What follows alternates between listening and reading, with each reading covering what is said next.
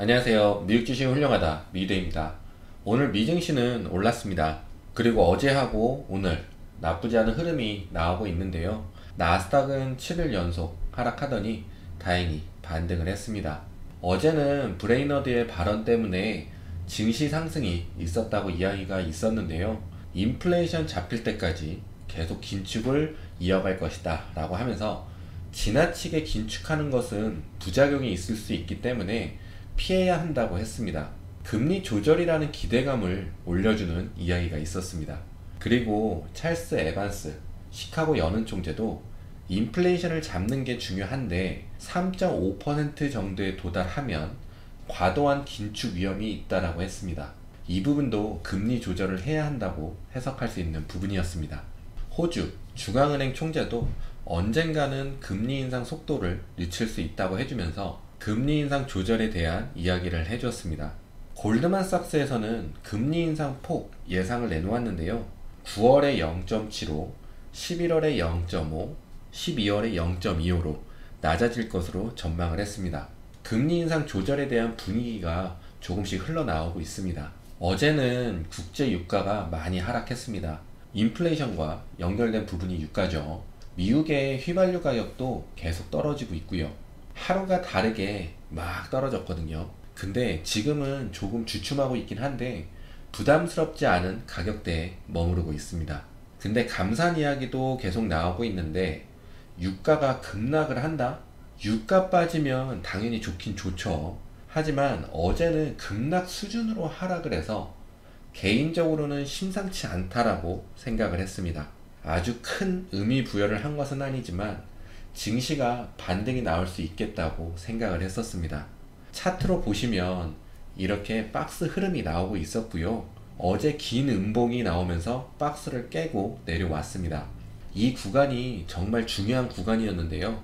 이 구간이 뚫리면 50일선과 200일선이 만나는 척 하다가 돌아서 버리면서 급등이 나올 수도 있었던 차트였습니다. 하지만 다행히도 보시면 장대 양봉 나온 다음날 바로 장대 음봉으로 유가가 상승하지 못하게 방어를 해주었고요. 데드크로스까지 나면서 쭉 빠지기 시작했습니다. 저는 개인적으로 유가의 급락이 차트적으로는 신의 한 수가 아니었나 생각이 듭니다. 엔비디아는 멘탈선 단기적으로 하락하면 안 되는 지점까지 내려와서 여기 밑에까지 내려가면 추가적 하락을 예상을 해야 하는 상황이었는데 마침 유가의 하락으로 반등을 해주었고요.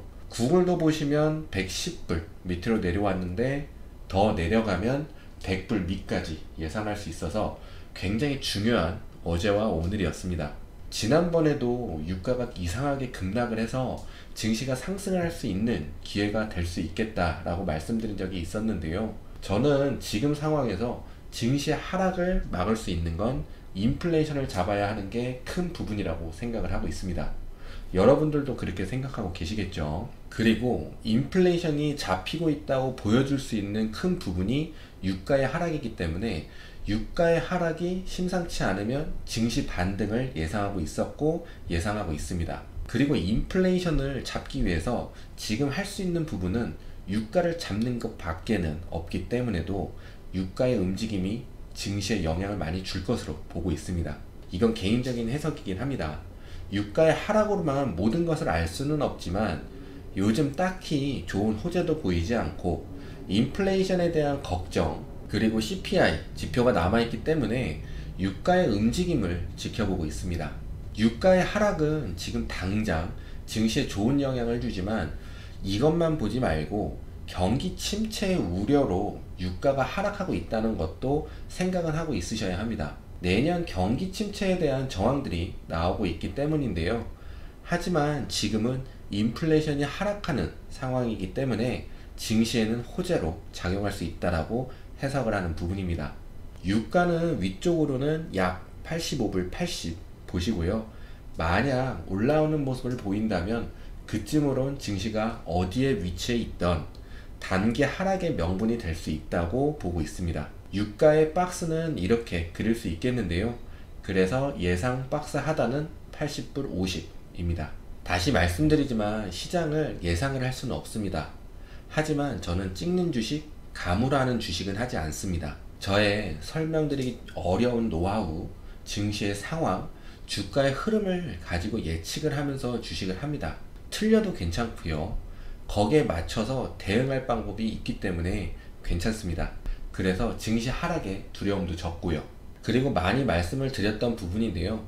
저는 주식을 간단히 하려고 합니다. 처음엔 저의 해석이 어려울 수 있지만 미주얼 여러분들과 계속 쉽게 주식할 수 있도록 노력하겠습니다.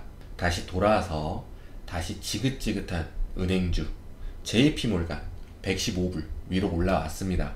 오늘 시가가 115불 28전, 그리고 다음 중요한 구간이었던 118불 구간까지 한 번에 올라와 주었습니다. 증시가 하락하니 죽일 것처럼 내려갔지만 반등해서 지금은 다시 115불 위로 올라와 있습니다. 제가 말씀드리는 멘탈 자리, 좋은 매수 자리이기도 합니다.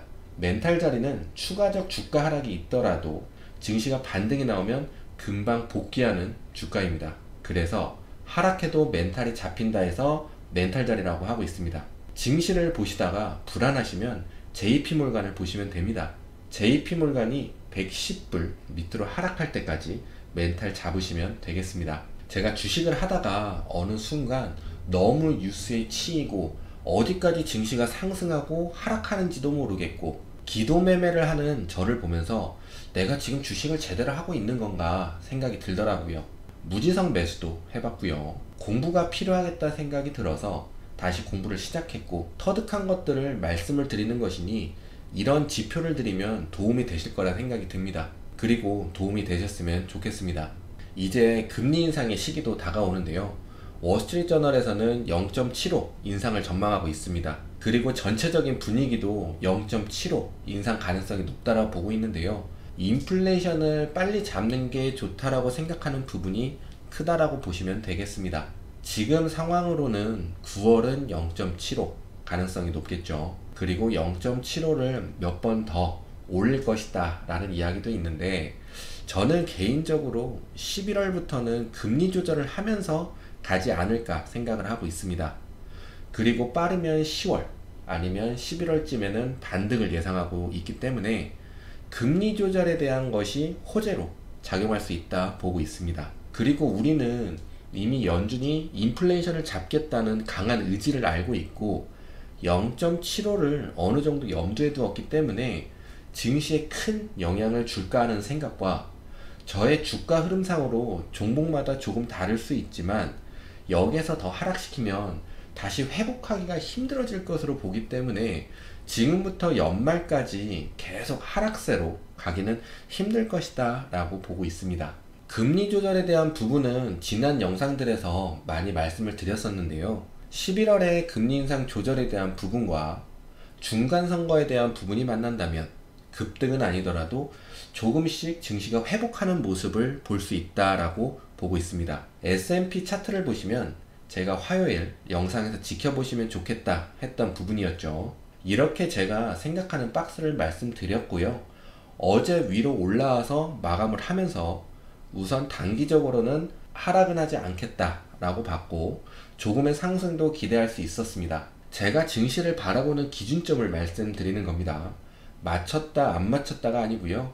저는 이렇게 차트를 보고 해석을 했다는 것을 알려드리는 겁니다. 하여튼 이렇게 올라와 주면서 오늘도 좋은 흐름 보여주었는데요. 박스 하단에서 위로 올라와 주었으니 이제 박스 상단을 깨고 추가 상승이 나올 수 있을지를 봐야 합니다. 박스 상단까지 올라오면 다시 추세선과 만나게 되는데요. 1번 자리가 차트상 상승 시 매수세가 제일 많이 들어올 수 있는 매물대이고요. 단시간으로 상승하지 못하면 2번 자리쯤으로 해서 추세선을 만날 수도 있는데요. 다른 차트 보시는 분들은 이쯤을 박스 상단으로 정해놓은 분들도 있으실 텐데, 저에게 제일 중요한 자리는 1번 자리가 되겠습니다.